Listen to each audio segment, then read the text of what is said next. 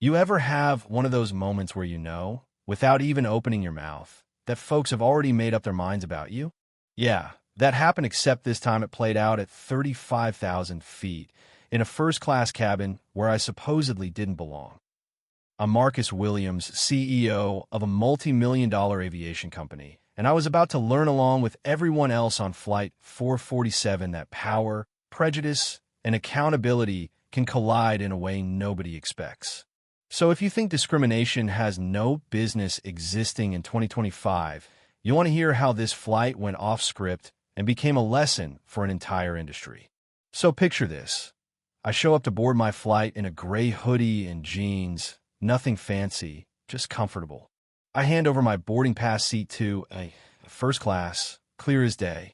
Right away, the lead flight attendant, Jennifer Morrison, steps in front of me, blocking the aisle, voice cold as ice. Sir, first class is for premium passengers only. You need to move to coach. I hold up my ticket again, as calm as you please, and tell her, ma'am, this is my assigned seat. But she barely glances at it, laughs like I just told the best joke in the world, and says, that's obviously a mistake. Let me see your ID. Now, you ever notice how humiliation stings sharper in public? People are watching, phones coming out. One lady, Sarah Chun in 3B, starts live streaming on Instagram. Suddenly, my awkward little moment is playing out for hundreds of strangers, comments flying in, this is disgusting. Document everything. Call the captain. Flight's leaving in 7 minutes, and instead of getting settled, I'm standing in the aisle defending my right to sit in a seat I paid for.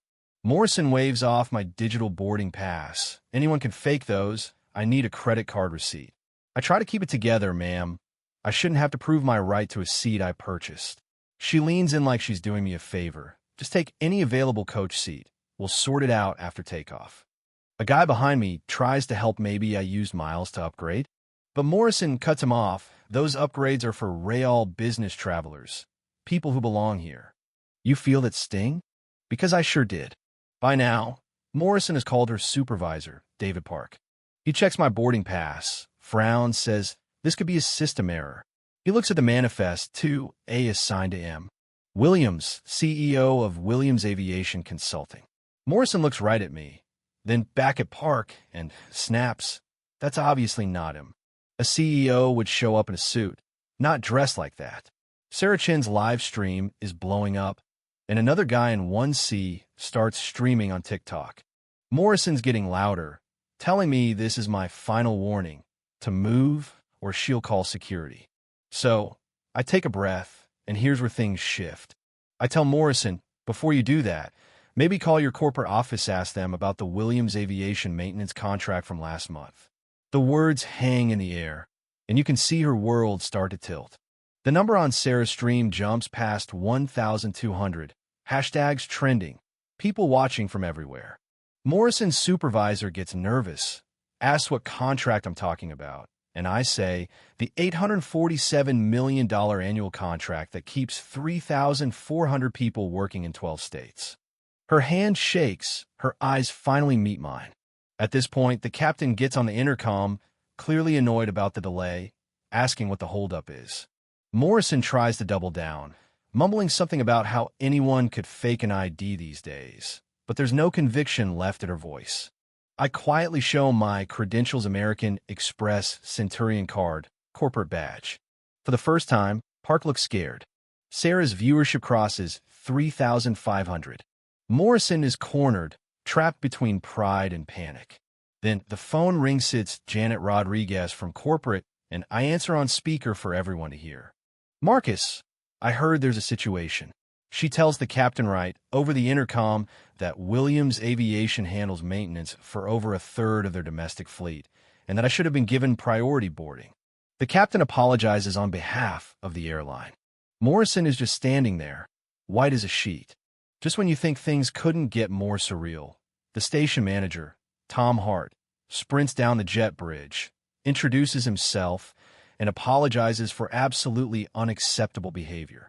Jennifer tries to defend herself. Protocol this, company policy that, but Hart cuts her off, tells her to stop talking, and practically begs me to let them fix this and get on with the flight. I glance at my watch. Supposed to be in a board meeting in Miami, not starring in a viral video. But Morrison can't let it go.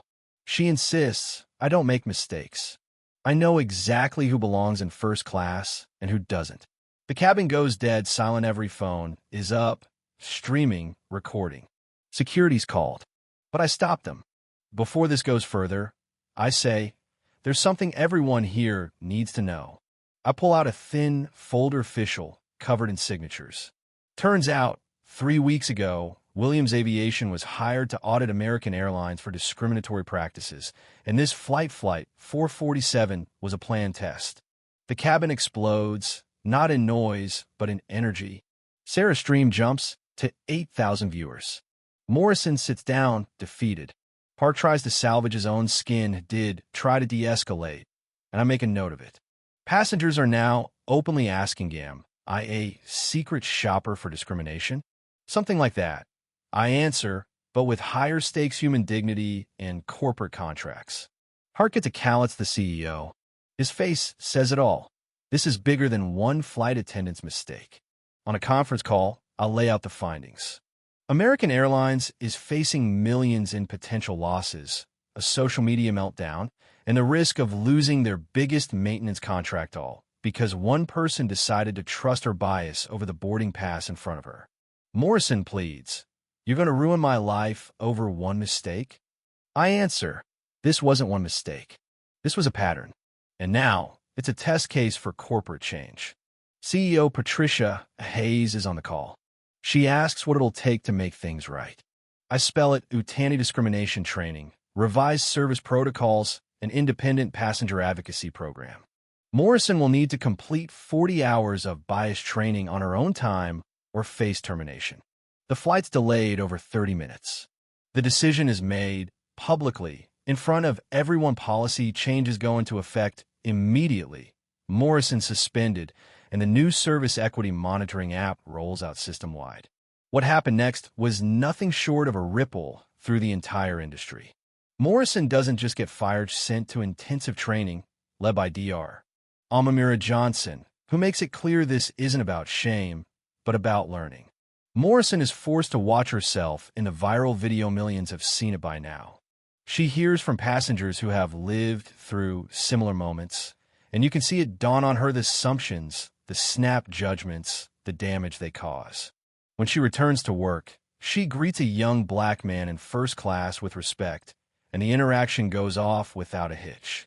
She becomes a mentor for others, a living example that people can change if given the tools and real accountability.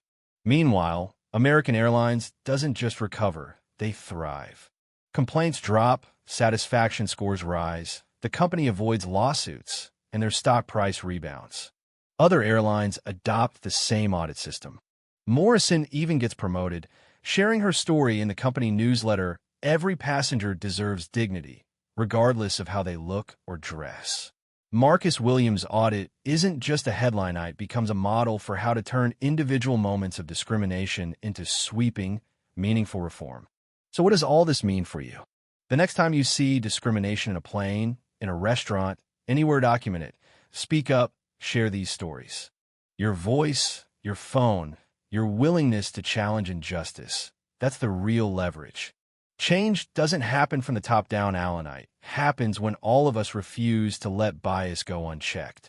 Comment below if you've witnessed or experienced discrimination, and tell Mato you believe real accountability can actually change hearts, or is it just window dressing? Share this video so others can see what's possible when we refuse to stay silent. The journey to a more just world might be slow, but it's worth every delay along the way.